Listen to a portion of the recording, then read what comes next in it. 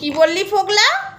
তুই কিছু আমাদের কাছে প্রমাণ তুলে দিসনি, তাই তো? আচ্ছা আচ্ছা, তুই কিছু প্রমাণ তুলে দিসনি না? আচ্ছা, কি লিখেছিস একবার দেখি। ও হেসে, তোদের কাছে কি দিয়েছি বল? তুই আই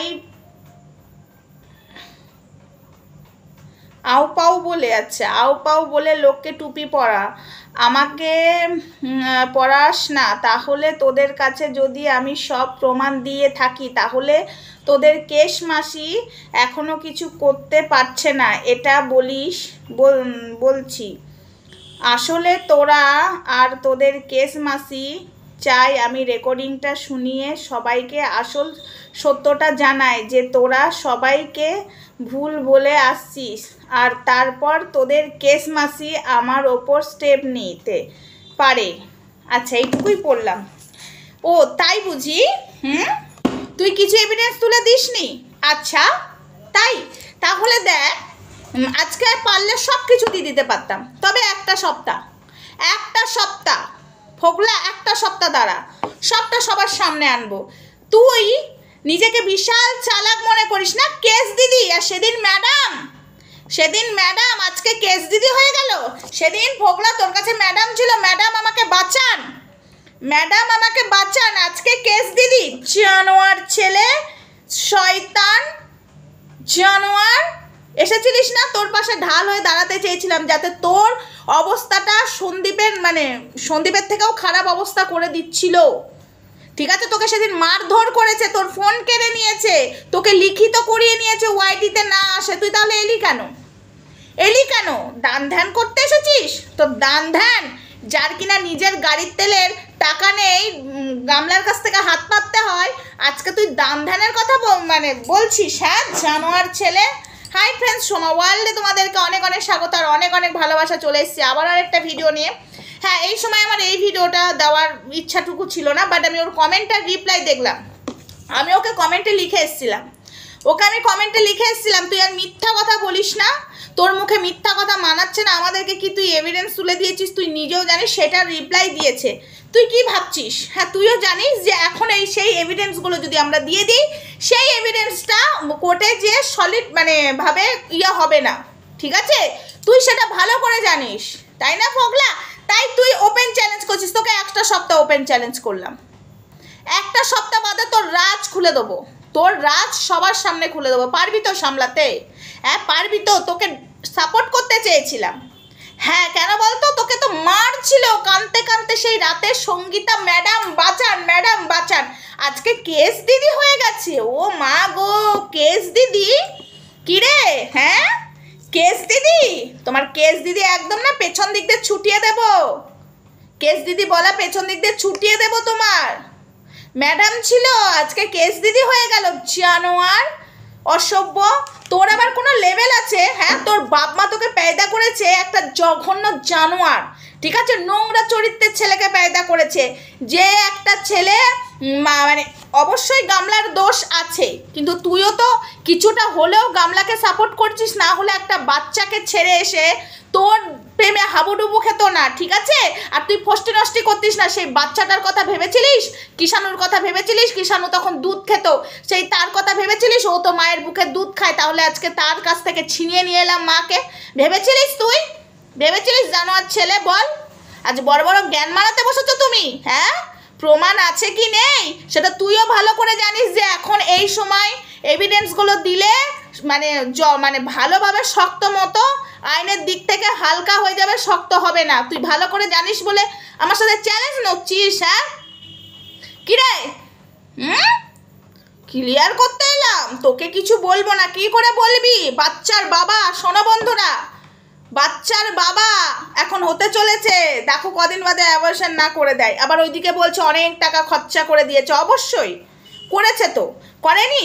আজকে গামলা যদি ওকে টাকা পয়সা না দিত, ওর আজ বড় বড় ফুটানি বেরিয়ে যেত। আজকে গামলার টাকায় বাড়িঘর দৌড় করেছে। ওর বাপের ক্ষমতা ছিল? ওর বাপের যদি ক্ষমতাই থাকতো তাহলে চাপকে সোজা করে দিত। ওই একটা বাচ্চার কাছ থেকে মাকে কেড়ে নেওয়ার অধিকার ওকে দিত না ওর বাবা, ঠিক আছে? আজকে গামলার টাকায় ফুটানি মারছে। জানোয়ার ছেলে, কেস দিদি, তোমার কেস দিদি এমন কেস তুমি ভালো করেই জানো। আমি না থাকবো না, ম্যাডাম আমাকে বাঁচান। তখন কোথায় ছিল কেস দিদি? তখন ম্যাডাম না?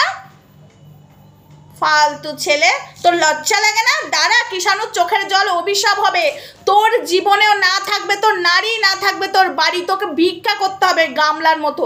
শুধু গামলাই করবে নাকি? তুই করবি না? তোকেও করতে হবে।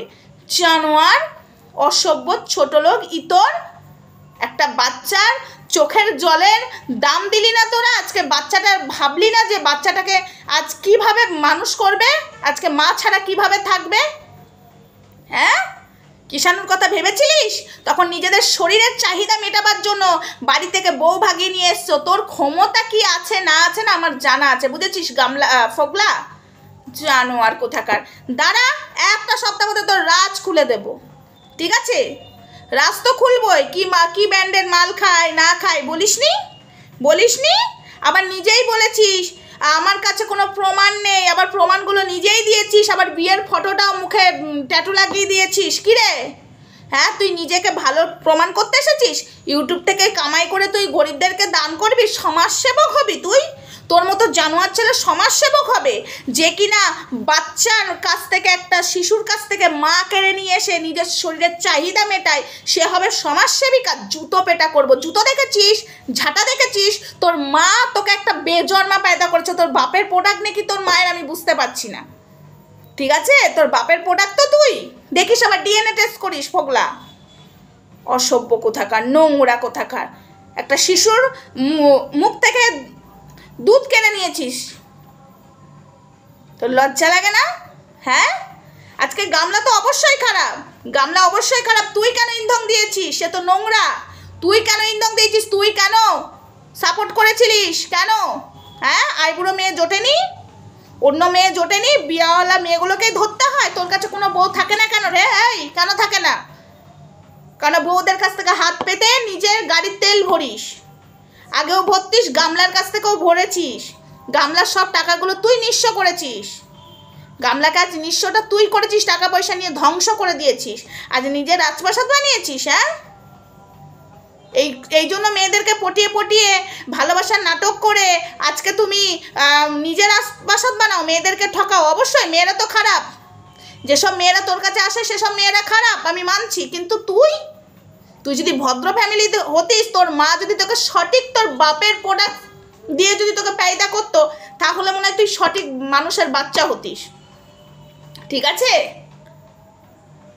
কার প্রোটেকশনে যে তুই হয়েছিস, আর তোর মা কোন খেতে গিয়ে গেছিল তোর মতো জানোয়ারকে একটা পায়দা করতে? ফোগলা, আমি এটাই ভাবছি। তো যাই হোক বন্ধুরা, আপাতত এটুকুই থাক। যেদিন বিপদে পড়েছিলিস, মার ছিল, তোকে যদি না বাঁচাতো তুই আজকে বেঁচে থাকতিস? হ্যাঁ, আজকে কেস দিদি বলছিস? আজ ম্যাডাম যদি না থাকতো ফোগলা, তুই আজকে বাঁচতিস? আমি বলতে চাই না যেসব কথাগুলো, এখনও বাকি আছে বলা, বাট আমার এটা বেরিয়ে গেল। তোকে সেদিন কে প্রোটেকশন দিয়েছিল? তোকে সেদিন কে বাঁচিয়েছিল? ঠিক আছে, বল, কে বাঁচিয়েছিল তোকে? আজ কেস দিদি, তোদের কেস দিদির চাপকে সোজা করে দেবো। তোকে একদিন সত্যি আমি মারবো ফোগলা, তোকে একদিন সত্যি মারবো। কেন বলতো মারবো? কিষাণুর মুখ থেকে তুই দুধ কেড়ে নিয়েছিস, তার মাকে কেড়ে নিয়েছিস, তার মাকে বুঝিয়ে কিষাণুর কাছে রাখিসনি। সন্দীপ নাই খারাপ, মানলাম তোদের কথায়, কিন্তু বাচ্চাটা কি করেছিল? আজকে বাচ্চাটাকে অসহায় করেছিলিস, তখন বাচ্চাটার মুখটা দেখে কষ্ট হতো। ঠিক আছে, তোকে ওর জন্য মারবো। যতগুলো মার খাবি আর ততটা কথার উত্তর দিয়ে তোকে মারবো আমি। তোকে ঝাঁটা পিটে করবো, তোর মা বাপও বাঁচাতে পারবে না। আর সঙ্গে তোর মাকেও মারবো, এরকম বেজন্মাকে পায়দা করার জন্য। চলো টাটা, নেক্সট ভিডিওতে দেখা হচ্ছে। তখন সঙ্গে থেকো, ভালো থেকো, সুস্থ থেকো।